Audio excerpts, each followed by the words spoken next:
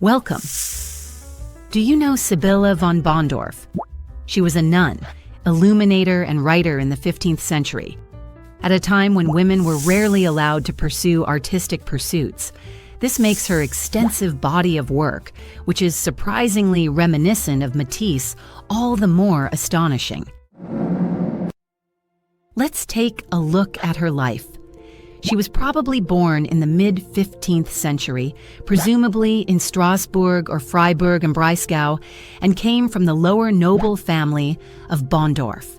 She may have been related to the Franciscan preacher, Konrad von Bondorf, from the Franciscan monastery in Villingen. She probably grew up in the St. Clara monastery in Freiburg, where she worked as an illuminator and presumably also received her training. In 1483, she moved to the Poor Clare monastery on the Werth in Strasbourg, which was being repopulated by the local council.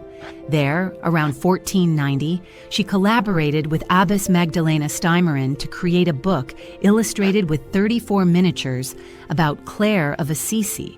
She occasionally immortalized herself as a nun in her works. For example, in the Poor Clare Rule from Villingen, she added this inscription. She was also part of an intellectual and artistic network that presumably included contacts with painters such as Peter Hemmel and Martin Schongauer. The last known evidence of her life comes from a lease agreement dated 1524 in Strasbourg. She probably died there shortly afterwards in her mid-70s, although she may have returned to Freiburg before her death. Let's take a closer look at her painting style and motifs. Her painting style is lively, colorful, and rich in detail. Blue, red, and green dominate as symbols of faith, love, and hope, and remained constant over the years. Her figures are less rigid than Byzantine models, especially in the realistically designed eyes of her figures. She dispenses with the emphasized lower eyelid, similar to Henri Matisse.